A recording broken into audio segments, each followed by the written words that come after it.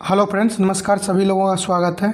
Bihar SSC CGL 2025 भारतीय संविधान में राज्य के नीति निर्देशक तत्वों एवं मूल्य कर्तव्य का ये दूसरा वीडियो है। और इससे पहले यदि आप पीछे वाले नहीं देखे हैं तो उससे ज़रूर चैनल के प्लेलिस्ट में जा कर के देखिए, काफ़ी हेल्पफुल होगा आपके एग्ज़ाम के लिए। प्रारंभ करते हैं आज के वीडियो को। यदि आपको अच्छा लगेगा तो चैनल को सब्सक्राइब कर लीजिएगा। आज का पहला प्रश्न है, किस मामले में सर्वोच्च न्यायालय ने केंद्र सरकार से अनुच्छेद 44 पर नया दृष्टिकोण का आग्रह किया था। यानी किस मामले में सर्वोच्च न्यायालय ने केंद्र सरकार से अनुच्छेद 44 पर नया दृष्टिकोण का आग्रह किया था। तो सरल मुद्गल बनाम भारत संघ 1995 का मामला था और ये जुड़ा है अनुच्छेद 44 से। एकल समान नागरिक संहिता यानी एक समान नागरिक संहिता का प्रावधान भारतीय संविधान के अनुच्छेद 14 में है। वर्तमान में जो है सिर्फ गोवा राज्य में समान नागरिक संहिता लागू है, जो प्रारंभ से है, और अब जो है उत्तराखंड में भी लागू हो चुका है। नेक्स्ट है, 42वें संविधान संशोधन के माध्यम से राज्य के नीति निर्देशक तत्वों में कौन कौन से अनुच्छेद जोड़े गए थे। तो 42वें संविधान संशोधन के माध्यम से 1976 में अनुच्छेद 39 का क जोड़ा गया था, 43 का क और 48 का क। मोस्ट इम्पोर्टेंट है, ये ध्यान रखना है। 39 का क, 43 का क और 48 का क, ये तीन जो है 42वें संविधान संशोधन के द्वारा जोड़ा गया था राज्य के नीति निर्देशक तत्व में। 39 का क, 43 का क और 48 का क। नेक्स्ट है, किस संविधान संशोधन के माध्यम से अनुच्छेद 38 की भाषा में परिवर्तन किया गया था। अनुच्छेद 38 की जो भाषा थी उसमें परिवर्तन किया गया 44वें संविधान संशोधन के द्वारा 1978 में। अगला है, 6 वर्ष से कम आयु के बच्चों को शिक्षा तथा उनकी देखभाल का प्रावधान संविधान के किस अनुच्छेद में है। तो ये दिया गया है अनुच्छेद 45 में। और अनुच्छेद जो 21 का क है उसमें 6 वर्ष से लेकर के 14 वर्ष तक के लिए दिया गया है। और जो मूल कर्तव्य आप देखेंगे, वो मूल कर्तव्य 51 का जो क है, 51A का जो के है, के में दिया गया है 6 से 14 वर्ष। और यहाँ पे ध्यान रखना है आपको, 6 वर्ष से कम आयु के बच्चों को शिक्षा तथा उनकी देखभाल अनुच्छेद 45 में दिया गया है। पोषाहार स्तर बढ़ाने का प्रावधान नीति निर्देशक सिद्धांत के किस अनुच्छेद में है। तो पोषाहार का स्तर बढ़ाने के लिए और मादक पदार्थ और शराब जो है, ये सभी अनुच्छेद 47 में दिया है। आपको ऐसे ध्यान रखना है, पोषाहार मतलब बढ़ाना है, शराब मादक पदार्थ ये सब जो है प्रतिबंधित हो सकता है। तो 100 से शराब और 100 से 47, इस तरह से आपको ध्यान रख लेना है। नेक्स्ट है, संविधान के किस अनुच्छेद में प्रावधान मिलता है कि राज्य स्वास्थ्य के लिए हानिकारक मादक द्रव्यों तथा अन्य पदार्थों के सेवन पर प्रतिबंध लगाएगा। तो शराब है, तो 47 है, ध्यान रखना है। कृषि एवं पशुपालन संगठन की बात भाग 4 के किस अनुच्छेद में की गई है। तो कृषि एवं पशुपालन संगठन की बात जो है भाग 4 के अनुच्छेद 48 में किया गया है। एक एक जो प्रश्न है काफ़ी महत्वपूर्ण है, ध्यान से इसलिए आपको देखना है। पर्यावरण संरक्षण एवं संवर्धन और वन तथा वन जीवों की रक्षा का प्रावधान संविधान के किस अनुच्छेद में है। पर्यावरण संरक्षण एवं संवर्धन ये जो है अनुच्छेद 48 के क में दिया गया है। तो ये राज्य के नीति निर्देशक तत्व के तहत है। और मूल कर्तव्य जो है उसमें भी पर्यावरण के बारे में चर्चा किया गया है। तो 51 का जो ए है उसका जी में दिया गया है। यानी 51 के जी आपको ध्यान रखना है, यहाँ पे स्मॉल वाला होगा। तो जी में मतलब जी मतलब ग्रीन, और ग्रीन मतलब हरा भरा, हरा भरा से आपको पर्यावरण ध्यान रखना है। ये प्रश्न पूछा जा चुका है कि जो राज्य के नीति निर्देशक तत्व है और मौलिक कर्तव्य है दोनों में क्या समान है। तो पर्यावरण से संबंधित बात जो है दोनों में समान है। यहाँ पे 48 का क में है, वहाँ 51 के जी में है, और जी से आपको ग्रीन इस तरह से ध्यान रखना है। जैसे आएगा ना तो उसको मैं क्लियर कर दूंगा। एक भी राज्य का नीति निर्देशक तत्व आपका वो मौलिक कर्तव्य भी गलत नहीं होगा। अगला है, राष्ट्रीय महत्व के स्मारकों स्थानों और वस्तुओं का संरक्षण करने का प्रावधान किस अनुच्छेद में दिया है। तो राष्ट्रीय महत्व के जो स्मारक है, स्थान है और वस्तु है, उसके संरक्षण का प्रावधान अनुच्छेद जो है 49 में दिया गया है। भारतीय संविधान में न्यायपालिका का कार्यपालिका से पृथक्करण, तो पृथक्करण जो है 50 में है, इसे याद रखना है। पी से पृथक्करण, प से 50 हो गया। या फिर ऐसे ध्यान रखना है, न्यायपालिका को कार्यपालिका से अलग कर दिया है, नहीं यानी दोनों दोनों को 50-50 कर दिया। इस तरह से आप ध्यान रखेंगे तो आपको कोई भी कन्फ्यूजन नहीं होगा। तो न्यायपालिका से कार्यपालिका को अलग करके 50-50 दोनों का आधा आधा दे दिया, या फिर पृथक्करण मतलब 50, इस तरह से आपको ध्यान रखना। अंतर्राष्ट्रीय शांति और सुरक्षा के संवर्धन का प्रावधान किस अनुच्छेद में है? जो अंतर्राष्ट्रीय शांति है और यहीं पे जो है आपको विदेश नीति जो है भारत का, उसको भी चर्चा किया गया है। तो अंतर्राष्ट्रीय मतलब हो गया कि विदेश, तो अंतर्राष्ट्रीय शांति और सुरक्षा के संवर्धन का प्रावधान जो है किस अनुच्छेद में है? अनुच्छेद 51 में दिया गया। अनुच्छेद 51 में विदेश नीति पूछेगा, फिर भी आपको 51 बताना है। नेक्स्ट देखते हैं, महत्वपूर्ण तथ्य है, ध्यान से आपको सुनना है। अनुच्छेद जो है 51 में अंतर्राष्ट्रीय शांति और सुरक्षा की अभिवृद्धि का उल्लेख है। इसके अनुसार राज्य, जो 51 है इसके अनुसार राज्य अंतर्राष्ट्रीय शांति और सुरक्षा की अभिवृद्धि करेगा, यानी अंतर्राष्ट्रीय शांति सुरक्षा की अभिवृद्धि करेगा। राष्ट्रों के बीच न्याय संगत और सम्मानपूर्ण संबंधों को बनाए रखने का प्रयास करेगा। नेक्स्ट है, ये आपको जो है पूछा जा सकता है स्टेटमेंट में, तो ये ध्यान रखना है। संगठित लोगों को जो है लोगों के एक दूसरे से व्यवहार में अंतर्राष्ट्रीय विधि और संधि बाध्यताओं के प्रति आदर बढ़ाने का। तो संगठित लोगों के एक दूसरे के व्यवहार में अंतर्राष्ट्रीय विधि और संधि बाध्यताओं के प्रति आदर बढ़ाने का। अंतर्राष्ट्रीय विवादों के जो मध्यस्थता है उसके द्वारा निपटाने के लिए प्रोत्साहन देने का प्रयास, यानी अंतर्राष्ट्रीय विवादों के मध्यस्थता द्वारा निपटारे के लिए प्रोत्साहन देने का प्रयास किया जाएगा। अनुच्छेद 51 में ये सारी बातें लिखी हुई है। नेक्स्ट है, किसने कहा कि राज्य के नीति निर्देशक तत्व जो है, जो सिद्धांत है, एक ऐसा चेक है जो बैंक की सुविधा अनुसार अदा किया जा सकता है। तो ये काफ़ी इम्पोर्टेंट है। तो ये जो है राज्य के नीति निर्देशक सिद्धांत एक ऐसा चेक है जो बैंक के सुविधा अनुसार अदा या भुनाया जा सकता है। तो केटी शाह के द्वारा ये जो है तथ्य, ये स्टेटमेंट दिया गया है। केटी शाह आपको ध्यान रखना है, इम्पोर्टेंट है क्योंकि एग्जाम में प्रश्न कई बार रिपीट हो चुका है। अगला प्रश्न है, किसके द्वारा कहा गया कि नीति निर्देशक तत्वों का राज्य प्राधिकारियों के लिए शैक्षिक महत्व है? यानी कहने वाले कौन है कि नीति निर्देशक तत्वों का जो है राज्य प्राधिकारियों के लिए शैक्षिक महत्व है? तो BN राव के द्वारा, जो संवैधानिक सलाहकार रह चुके हैं, भारतीय संविधान को बनाने में जो सलाहकार थे BN राव थे, इन्होंने कहा था कि नीति निर्देशक तत्वों को राज्य प्राधिकारियों के लिए शैक्षिक महत्व है। ये कहा है BN राव। और एक चीज़ यहाँ पे आप लोग ध्यान दीजिए, काफ़ी जो है कुछ लोग कमेंट किए हैं कि आप इसको कंप्लीट करवाइएगा, तो मैं अवश्य कंप्लीट कराऊंगा। बस आप लोग ज़रूर हमारे साथ बने रहेंगे तो कंप्लीट करवाने में अच्छा लगेगा। चलिए प्रश्नों की ओर चलते हैं। किसने कहा है कि निर्देशक तत्व सामाजिक क्रांति के उद्देश्यों की प्राप्ति के माध्यम है? जो नीति निर्देशक तत्व है सामाजिक क्रांति के उद्देश्यों की प्राप्ति के माध्यम है। तो ग्रेनविल ऑस्टिन के द्वारा कहा गया था कि निर्देशक तत्व सामाजिक क्रांति के उद्देश्यों की प्राप्ति के माध्यम है। जो सामाजिक क्रांति है उसके उद्देश्यों की प्राप्ति के माध्यम है, ये नीति निर्देशक तत्व कहने वाले हैं ग्रेनविल ऑस्टिन। और प्राधिकारियों के लिए जो है शैक्षिक महत्व है कहने वाले हैं BN राव। चलिए अभी यहाँ ध्यान देना आपको। अनुच्छेद 46 जो है इसमें क्या दिया गया है? तो 46 में दिया गया है राज्य समाज के कमज़ोर वर्गों के शैक्षिक और आर्थिक हितों को बढ़ावा देना।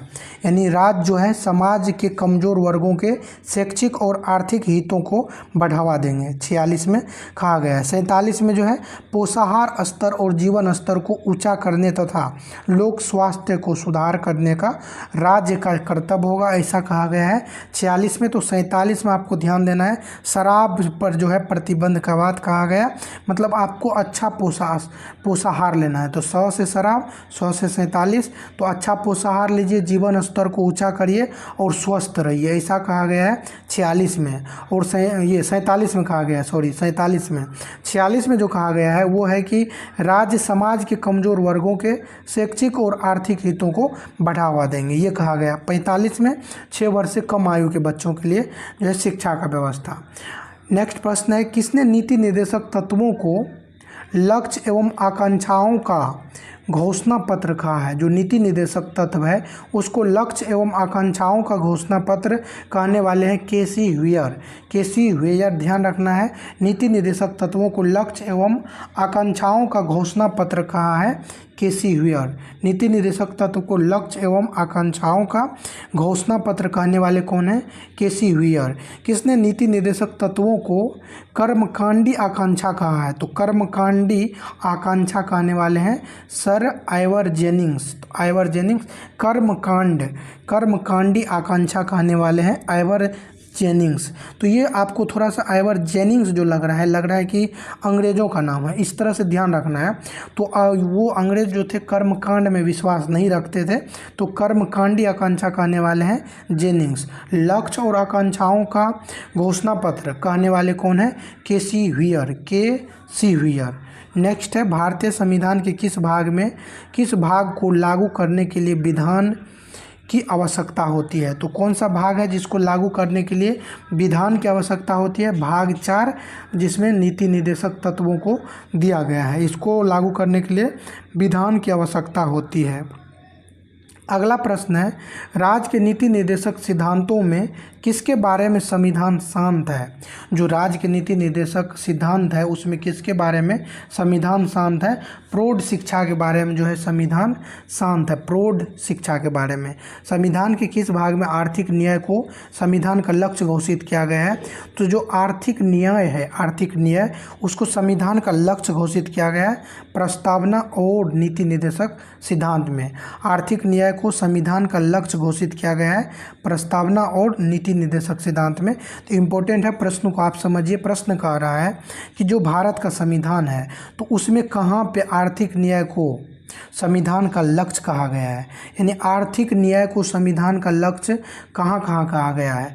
तो प्रस्तावना में आर्थिक न्याय, सामाजिक न्याय और राजनीतिक न्याय के बारे में आप लोग पढ़े होंगे, तो वहाँ पे आर्थिक न्याय हो गया। और इधर नीति निर्देशक तत्व जो है इसमें भी आर्थिक न्याय को संविधान का लक्ष्य बताया गया, यानी टोटल जो है 2 जगह ऐसा कहा गया है। नेक्स्ट है, नीति निर्देशक तत्वों में आर्थिक लोकतंत्र का विचार किसने दिया था? जो नीति निर्देशक तत्व है उसमें आर्थिक लोकतंत्र का विचार जो किसने दिया है?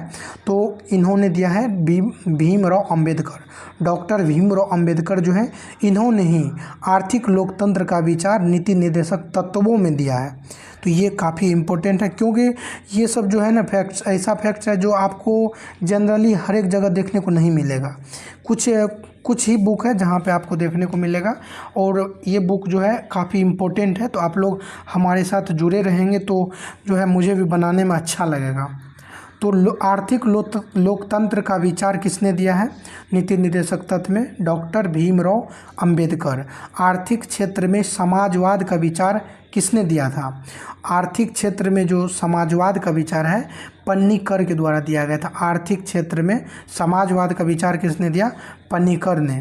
भारतीय संविधान में नीति निर्देशक तत्वों का प्रावधान किसके लिए किया गया है? सरकार के लिए। जो भारत का संविधान है उसमें नीति निर्देशक तत्वों का प्रावधान किसके लिए किया गया है? तो सरकार के लिए किया गया है। किस संविधान संशोधन के द्वारा 6 से 14 वर्ष के बालकों के लिए शिक्षा का प्रावधान मौलिक अधिकार बन गया है? तो 6 से 14 वर्ष के आयु के जो बालक हैं उसका जो शिक्षा का अधिकार है मौलिक अधिकार बन गया 86वें संविधान संशोधन 2002 के द्वारा। किस संविधान संशोधन द्वारा अनुच्छेद 31 को भारतीय संविधान में जोड़ा गया? तो 25वें संविधान संशोधन के द्वारा जो है अनुच्छेद 31 को जोड़ा गया था, 25वें संविधान संशोधन। नीति निर्देशक तत्व व मूल अधिकारों में क्या अंतर है? इसको जो है बहुत अच्छे से देखेंगे, आप लोग ध्यान से सुनिए। मूल अधिकार व्यक्तियों को दिया गया अधिकार है। जो मूल अधिकार है ये व्यक्तियों को दिया गया अधिकार है, यानी नागरिकों को दिया गया अधिकार है मूल अधिकार। जबकि निदेशक तत्व जो है नीति निर्देशक तत्व राज्यों को सौंपे गए दायित्व है।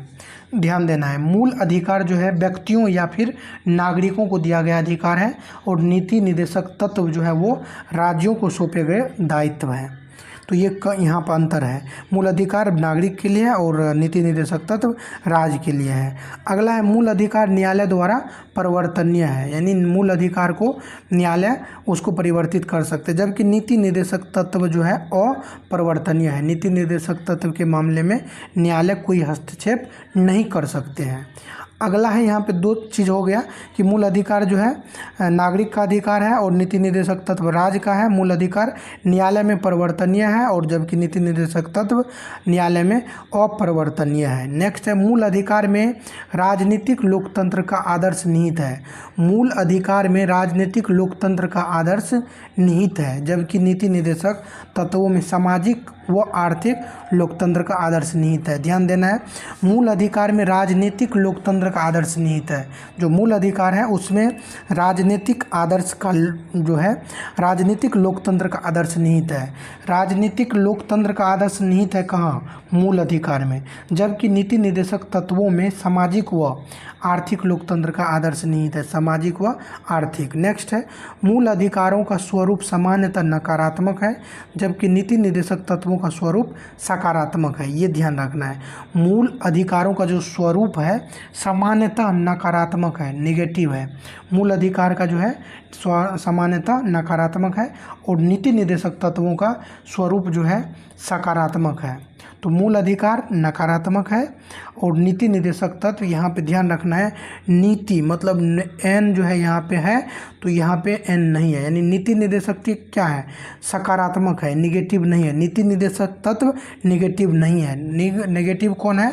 मूल अधिकार है, फंडामेंटल राइट्स जो है वो आपका नेगेटिव है, नकारात्मक है और नीति निर्देशक तत्व नकारात्मक नहीं है। तो ध्यान ऐसे रखना है, जहाँ नो है वहाँ इधर नो नहीं है, यानी इधर सकारात्मक है।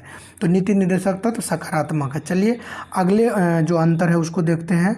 आपातकाल के समय मूल अधिकार निलंबित किए जा सकते हैं, जबकि नीति निर्देशक तत्वों पर किसी प्रकार का निर्बंधन नहीं लगाया जा सकता है। आपातकाल में मूल अधिकार को निलंबित किया जा सकता है, लेकिन नीति निर्देशक तत्व को निलंबित नहीं किया जाएगा, ये भी ध्यान रखना है आपको। अगला है, किसने कहा कि नीति निर्देशक तत्व भारतीय संविधान की अनोखी विशेषता है? इसमें एक कल्याणकारी राज्य का लक्ष्य निहित है। कहने वाले कौन है कि नीति निर्देशक तत्व भारतीय संविधान की अनोखी विशेषता है, इसमें एक कल्याणकारी राज्य का लक्ष्य निहित है। तो डॉक्टर भीमराव अंबेडकर के द्वारा यह कहा गया था।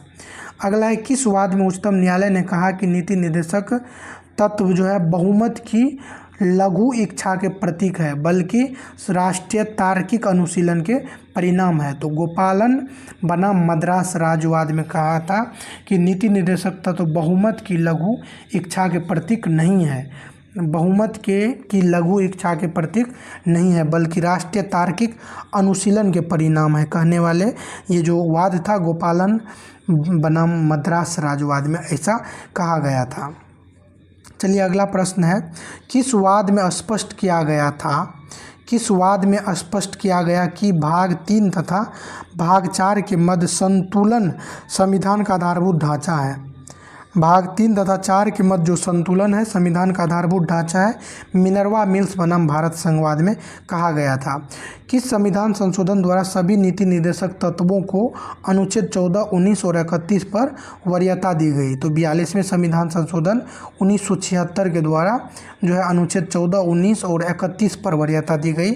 ये ध्यान रखना है, 42वां संविधान संशोधन। किस मामले में उच्चतम न्यायालय ने 42वें संविधान संशोधन की धारा 4 को अवैध घोषित किया था? तो 42वें संविधान संशोधन की जो धारा 4 है उसको अवैध घोषित किया गया था मिनर्वा मिल्स बनाम भारत संघ 1980 में। नेक्स्ट है, नीति निर्देशक तत्व नव वर्ष के प्रथम दिन पास किए गए प्रस्ताव जैसा है, किसने कहा है? नीति निर्देशक तत्व जो है नव वर्ष के प्रथम दिन, यानी जिस दिन 1 जनवरी आता है, नव वर्ष के प्रथम दिन पास किए गए प्रस्ताव जैसा है, किसने कहा है? संविधान सभा के सदस्य नसीरुद्दीन ने कहा है, नसीरुद्दीन। इम्पोर्टेंट है, ध्यान रखना है कि नीति निर्देशक तत्व जो है नव वर्ष के प्रथम दिन पास किए गए प्रस्ताव जैसा है, कहने वाले हैं संविधान सभा के सदस्य नसीरुद्दीन ने। अगले प्रश्न को देखते हैं, भारतीय संविधान निर्माताओं के मन तथा आदर्शों की झलक कहाँ मिलती है? जो भारतीय संविधान को निर्माण करने वाले हैं उनके मन तथा आदर्शों की झलक आदर्शों की झलक कहाँ मिलेगी? राज्य के नीति निर्देशक तत्वों में। राज्य के नीति निर्देशक तत्वों को लागू करने का कर्तव्य किसका है? तो ये राज्य का कर्तव्य है। नेक्स्ट है, न्यायालय ने किस वाद में केंद्र तथा राज्यों को स्पष्ट निर्देश दिया कि बाल आश्रम को तत्काल समाप्त कर उसके पुनर्वास तथा कल्याण की व्यवस्था की जाए? MC मेहता बनाम तमिलनाडु राज्य। न्यायालय ने किस वाद में केंद्र तथा राज्यों को स्पष्ट निर्देश दिया कि बाल श्रम को तत्काल समाप्त कर उसके पुनर्वास तथा कल्याण की व्यवस्था की जाए? MC मेहता बनाम तमिलनाडु राज्य 1986 में। नेक्स्ट है, किसने कहा है कि कोई लोकप्रिय मंत्रिमंडल संविधान के चतुर्थ भाग के उपबंधों का उल्लंघन करने का दुस्साहस नहीं करेगा? तो अलादी कृष्णा स्वामी अय्यर के द्वारा कहा गया है। प्रारूप समिति में ये मेंबर शामिल थे।